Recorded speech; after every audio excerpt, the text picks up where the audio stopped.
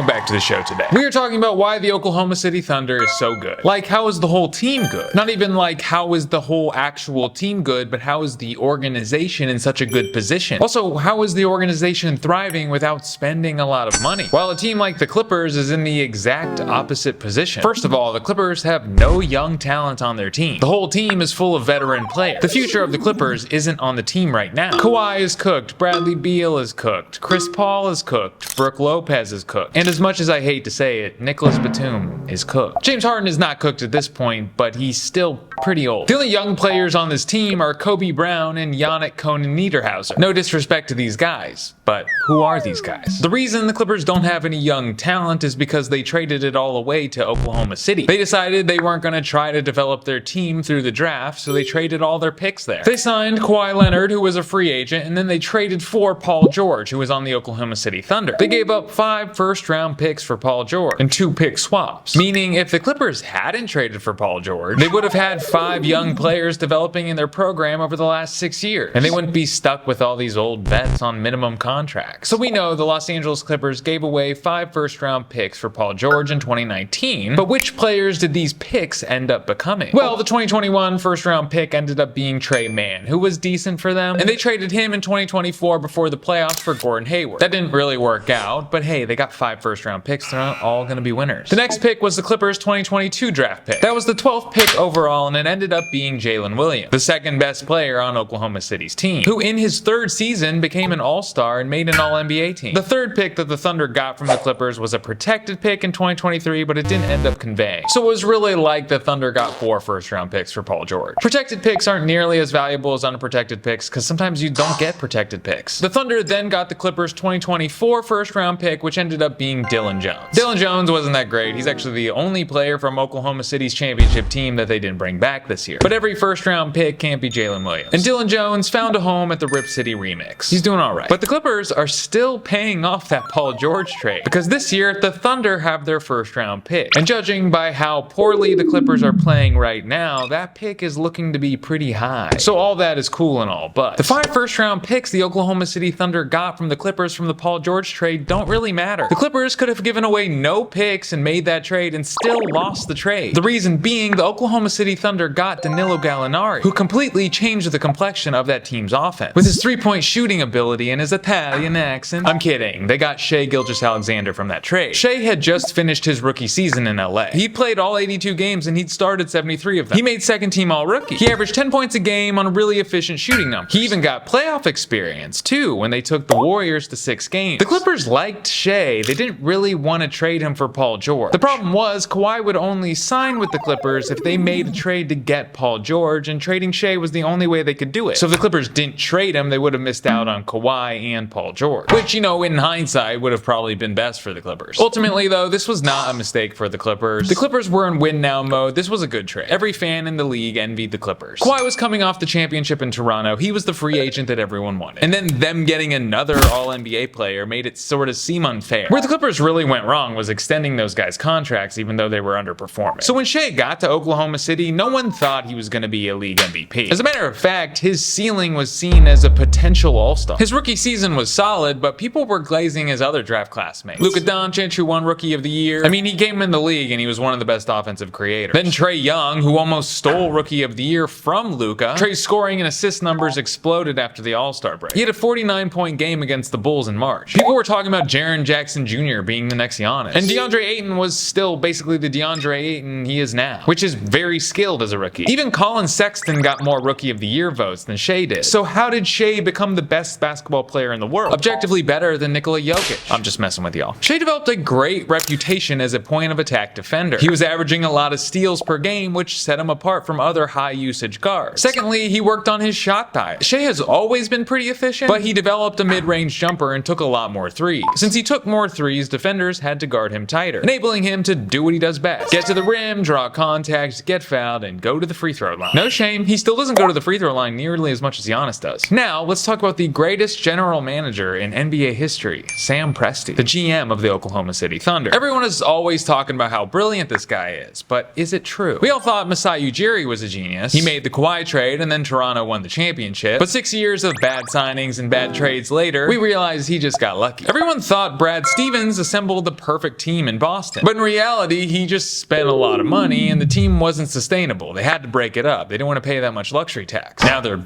kind of mid. And you know what? We're going to give Bob Myers some credit. He drafted Draymond Green.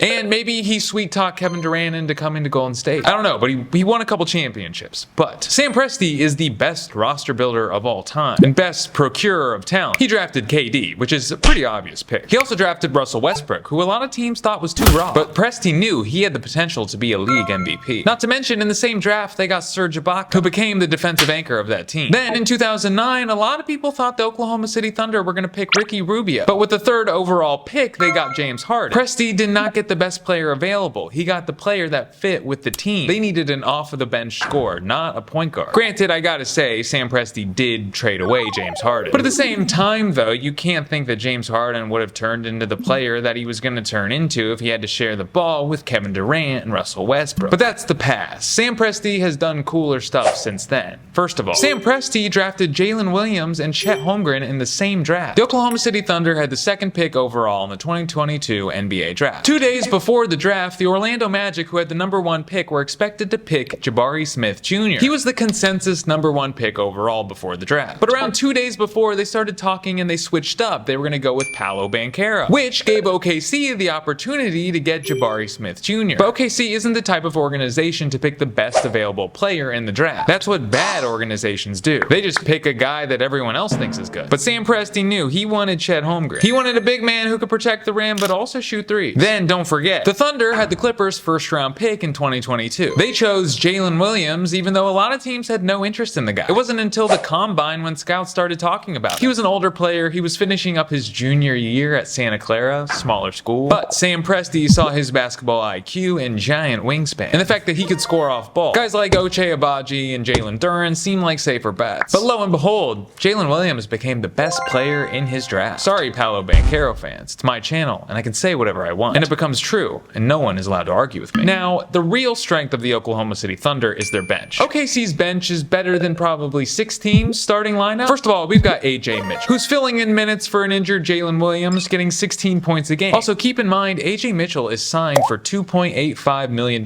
for the next 2 years. Just for reference, that is less than 5% what Jason Tatum will be getting paid for those years. Then, we've got to talk about Cason Wallace, the 10th pick in the 2023 NBA draft, who's become an incredible point-of-attack defender. And he usually takes the toughest defensive assignments every night, or at least the toughest guard on the other team. He's an efficient scorer, too, shooting 38% from 3 for his career. Then there's Alex Caruso, whom the Thunder acquired by trading Josh Giddey. Sam Presti knew the Thunder did not need another shot creator. They needed another defender who could catch and shoot threes. Sam Presti traded a more talented player for a player who fit the team's needs. Smart guy. The Thunder have developed a lot of second-round picks. We got Aaron Wiggins, who signed a 2-way contract his rookie year. Until the day after Christmas, he dropped 24 points on the Pelicans and they guaranteed his contract. And then Jalen Williams, who was drafted 34th overall in 2022, who's become a solid backup power forward, because you can count on him to get rebounds and shoot threes. So I think the reason the Thunder are so good is because Sam Presti is focused on culture. From the coaches he hires, from the free agents he signs, the guys he trades for, and even the second-round picks. Presti knew if he could thoughtfully assemble a cohesive team, wins and a championship would eventually just happen.